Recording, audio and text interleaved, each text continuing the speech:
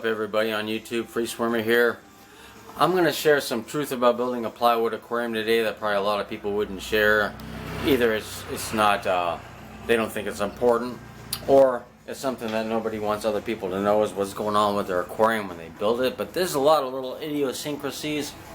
Right now I'm climbing over the wall into the aquarium. There's a lot of little things about building a plywood aquarium that can look really ugly. They can look really ugly. Some of them will work just the same, but not everybody wants to share it. It's like, for instance, the silicone seam. It's not perfect.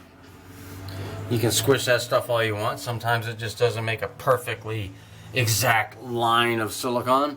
But the fact is, why I'm not concerned about this in the remotest bit, it is complete. At no point is it not having a nice half-inch or so bead, and this part on the inside is to stick it to the wall. It's to stick it and cover the hole. And I've got this seam here. The glass is butted together, heavily silicone. The front is actually a better seam. It was laying face down when I did the front seam. It was standing up when I did the side seams. Okay, so that sticks it to the side. The top, the bead of silicone on the top and down the side, just like in an aquarium glass, that's your waterproofing. And that is a complete and perfect bead of silicone. Very heavy and very complete. On the sides, where the seams came together and the tank was assembled, it's glued and screwed, which made it extremely tight. And then I put 5 coats of black pond armor on here. There is zero. It's a very thick corner, heavily coated. And there goes the boys on their scooters. Anyway, I put silicone on that corner just because I like it. It's an added feature, we'll say. And I put silicone, the same thing, all along the bottom. I got the bulkhead in there. This is a 1.5. It's going to be my Stockman overflow is going to be coming out of there on that one. There's my emergency drain. This is going to be my return. It's going to come out.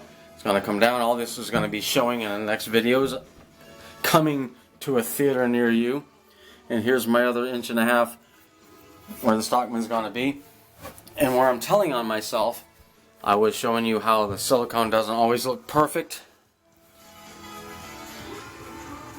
behind the glass, but it sticks it extremely well. It was laying face down with 45-pound weights all along the front of the glass on top of wood to press it. And on the side and the other side, I had a long 2x4 that was just barely shorter than the width, and I packed it full of cardboard, so it was putting tons of pressure to press the glass out on both sides. So it got a good adhesion, 24 hours each one. And then I did my silicone for my seals on the outside. And here's the other part I'm telling on myself. I had all my pond armor tan done, and I looked at it and I realized there was some bumpy spots. And I came in here and I looked, and I realized after the fact some fuzz had got in my pan that I did my mixing of my 2-part epoxy, and there was a little bit of fuzz that made the bumps. So I sanded it all out.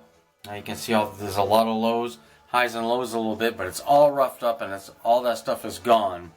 And I'm going to order another kit of tan pond armor, and I'm going to put 2 more heavy coats on the bottom of this. That's just basically what I do. I go nuts with the pond armor.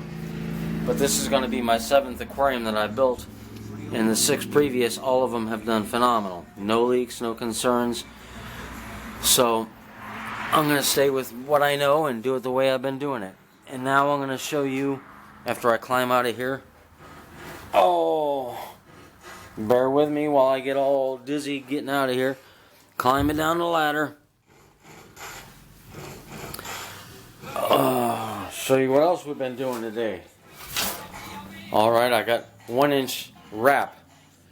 I'm doing my 1-inch wrap. It's not complete, but it's getting there. Those are for my plumbing to come through. That's where my return and my overflows are going to go right through there, down we get around the inside, there's going to be a sump. I've got a 75-gallon aquarium in the house. I actually got 2 of them on that stand that I did a video of. It's my grow outs. One of them is going to be used. I've got the glass cut for it, all my baffles.